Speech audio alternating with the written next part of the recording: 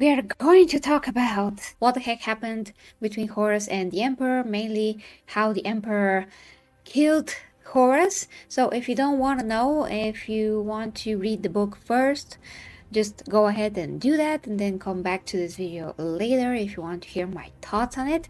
If you don't care about spoilers, we are just going to dive into this. So spoilers right now. In the old lore, the Emperor killed for good Horus by destroying his soul with his amazing power blade. The blade of the Emperor, the same one that now Gilliman wields in the name of the Emperor. So I thought that through the energy and the nature of the blade itself, through the power of the Emperor, he was able to destroy Horus's soul. But to my absolute shock, and probably other people as well, that turned out to be not the case. There is a blade that we read about through the whole lore through the years, and this blade was crafted by an alien race long ago, and it is made to kill gods, even the most powerful demons, which also means that it can kill indeed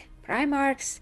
So here we are, we have this deal on our hands that in the very last second, basically, the Emperor was able to drive this blade into Horus and kill him. But nobody, as far as my research went, since I didn't actually reach this part of the book, but I did hear it, actually I did hear it from a fellow creator. Yeah, there's no words anywhere to say that Horus's soul is actually dead. In fact, there's much more proof to the opposite, that the Emperor thinks that Horus actually can join him someday, because he does say something of the sort that he's going to wait for Horus, whatever that freaking means. Because after that we do find out that the Emperor is put on the golden throne, as we know, and Malkador let us know that this is a mistake, because the Emperor is going to be in a never-ending agony due to the fact that he is in the golden throne, and the golden throne is going to sustain the Emperor, and also the Emperor is going to sustain the golden throne. But that basically means what many fans thought, that the golden throne is in fact a device which prevents the Emperor probably to, well, survive and keep going, to recover, heal, all those things. Probably that is the case, and maybe, just maybe, that has some kind of a purpose that does help the Imperium from one hand, and from the other hand does not. But as far as I understood, Malkador did say that he rather not warn Gilliman and the others. It's like a necessary evil kind of a thing, which I really hope that we can find out in the future lore, because we really need to freaking know what the heck the Emperor is doing on the golden throne, and does he needs to be there forever? I certainly do not wish so. There are some people that do think that if the Emperor ever returns, he's going to become the Dark King, but in fact it was made very clear in part 2 of The End and the Death that the Emperor did relinquish the power of a god, which if he didn't, would have led to him becoming an ultimate god and thus the Dark King, which he never actually believed in as a prophecy, because him and Malkador adopted the belief system that a lot of the godly talk in general was bullcrap, and they didn't believe that chaos are actual gods, which, yeah, they're actually not, but they're enough powerful compared to humanity for us to think them as such. So that's kind of the issue, but their actual levels of godhood are not exactly of true gods as we know that meaning. But if the Emperor were to become an actual god, he would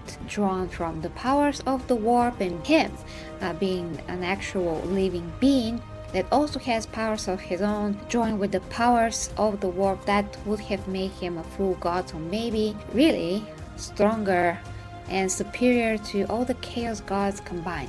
but we don't actually know that. Really, it's very interesting how Dan explains a lot of the things and his train of thought, how he converses with others and GW, and how they think a lot of things that are outside of what we actually see. From the books we just see this, but the actual world is like this much outside, because they have to know where they are coming from in terms of the logic and how things interact, how things are connected, and all of that. So they have to already think about what everything is actually, I mean, in reality, what it all means, in order for them to write only part of that in the lore which we can perceive, and thus try to guess what is their actual idea behind everything. I had to rock in the chat as well. So right now, guys, personally, I'm really shocked that Horus is killed this way and not with the blade. I'm happy that at the end he does come to himself for a minute, but it seems that because, you know, the Emperor did send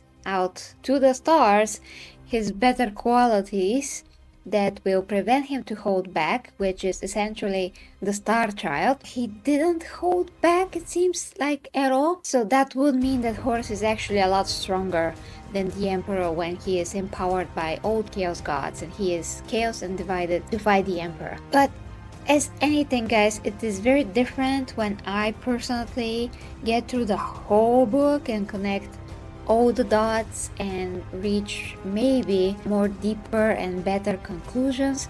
So I am currently listening to the audio version of the book, and when I finish with that, you will get the best of what I can analyze from this book. I really have no words, because this book is captivating, and all the characters so far, from what I've read, they're pretty freaking well developed, and you get how they are, who they really are from their conversation, which is amazing. Rogo Dorn, how he speaks to this woman is like, what the heck is happening here? Who are you?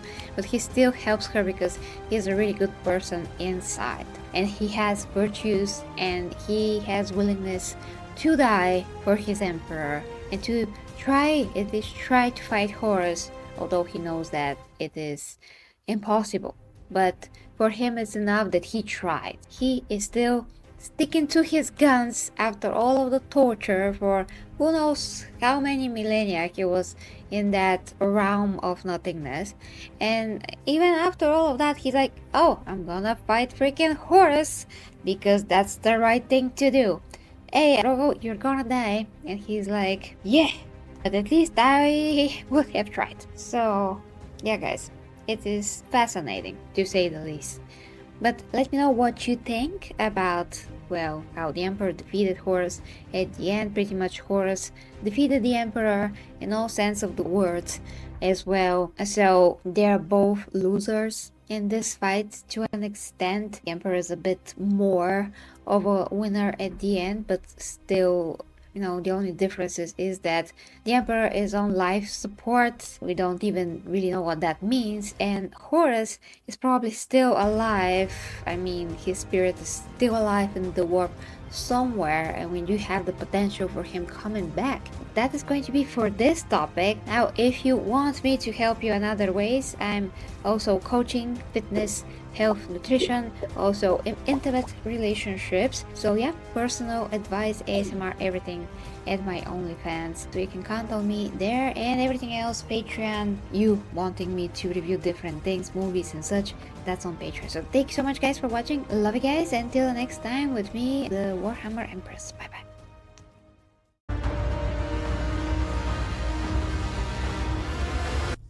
OnlyFans could be your fitness and health hub, a place for you to share your intimate relationship issues, get guidance, solutions, and more. My own physique updates with educational info each time.